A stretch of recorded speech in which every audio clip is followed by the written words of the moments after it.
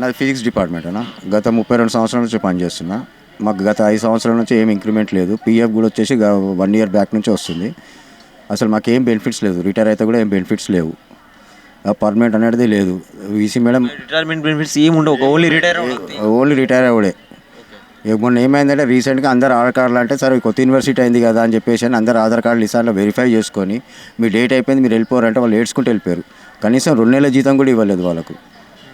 అది పరిస్థితి. జీతాల విషయంలో అయితే చాలా ఘోరంగా ఉంది. మాకంటే తక్కువ జీతం వాళ్ళు కూడా ఉన్నారు. వాళ్ళకి కొంచెం ఏమైనా పెంచితే కొంచెం బెనిఫిట్స్ అవుతాయి కదా అని చెప్పేసి అది మాకు ఇంకొక ఆశ ఏముందంటే ఇంకొక కొత్త యూనివర్సిటీ అయింది కాబట్టి మాకు ఏమైనా పర్మనెంట్ అయ్యే ఛాన్సెస్ ఉన్నాయండి. ఏమైనా పెరుగుతాయి అంటే జీతాలు పెంచాలని బెనిఫిట్స్ వస్తాయని ఆలోచిస్తున్నాం సార్. అది అవుట్ సోర్సింగ్ వాళ్ళు మీకంటే ఎక్కువ మంది ఉన్నారా, తక్కువ మంది ఉన్నారా? అవుట్ సోర్సింగ్ వాళ్ళు రీసెంట్గా ఇప్పుడు గత 4 సంవత్సరాలు అయితే చాలామంది వచ్చేసారు. అది వితౌట్ ఇంటర్వ్యూస్ వచ్చారు వాళ్ళు. వితౌట్ ఇంటర్వ్యూస్ అది.